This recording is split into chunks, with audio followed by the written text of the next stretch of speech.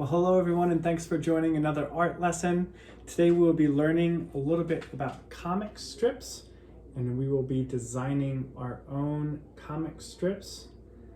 And we're going to take a look at some of those classic comics like Charlie Brown or Peanuts, and even have some of the Amazing Spider-Man comics to refer to. So let's talk about what we're going to need for today's project. So before we get started, you're going to want to grab your sketchbook or a piece of paper.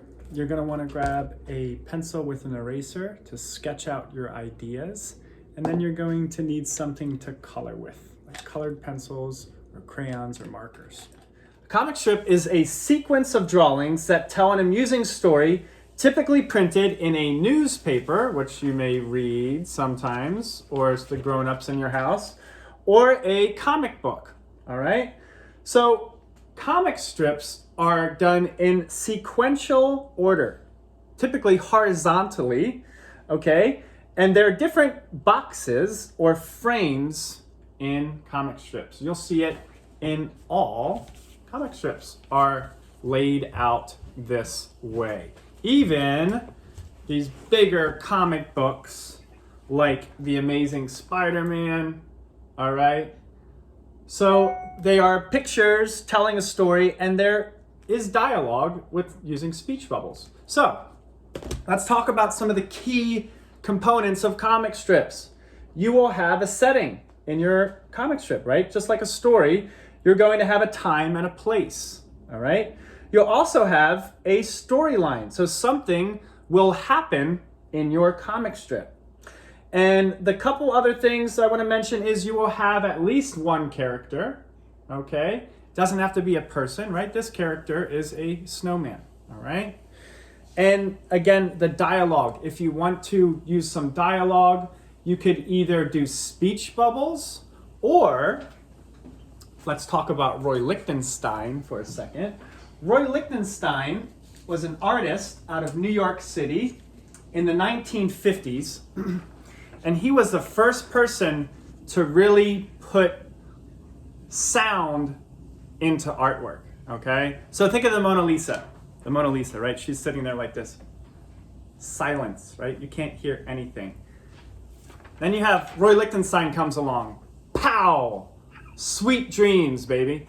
So this is one of the first really experiments with automatopoeias, right? Or putting sound in artwork. Here's another one he did.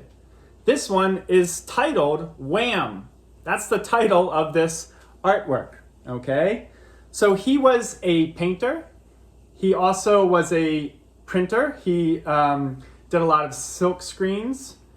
So his artwork really broke the boundaries for putting sound into art, okay?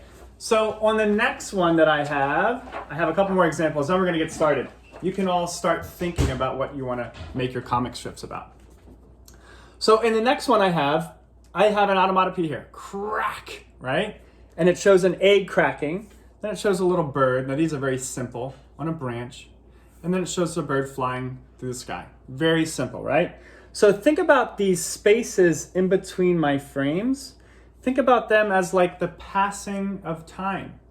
There's time passing from this frame to this frame to this frame in all comics, right? So here, this one's called The Seed. I want you all to title your comics too and put your name there so we know who did it. This one's called The Seed. So my character in this is not a person, but a seed.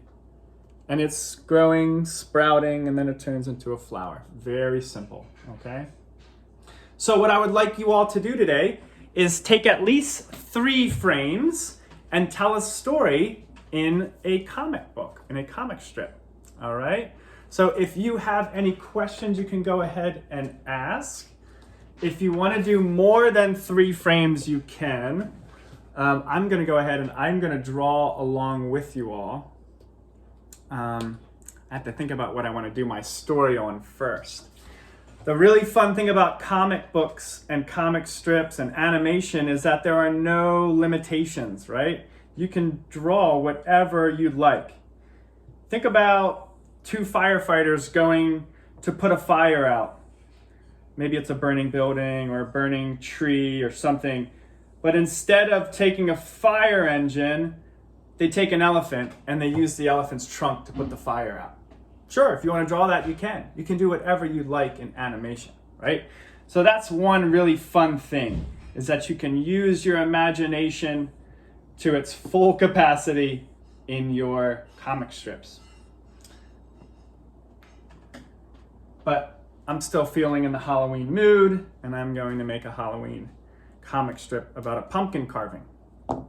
So you all can continue or get started to work on your comic strips. And I'm going to go ahead and get started on mine. So I have 3 frames. I want you to do at least 3. Some people were doing more. And I'm going to get started. Well, I hope you all had fun doing your comic strips.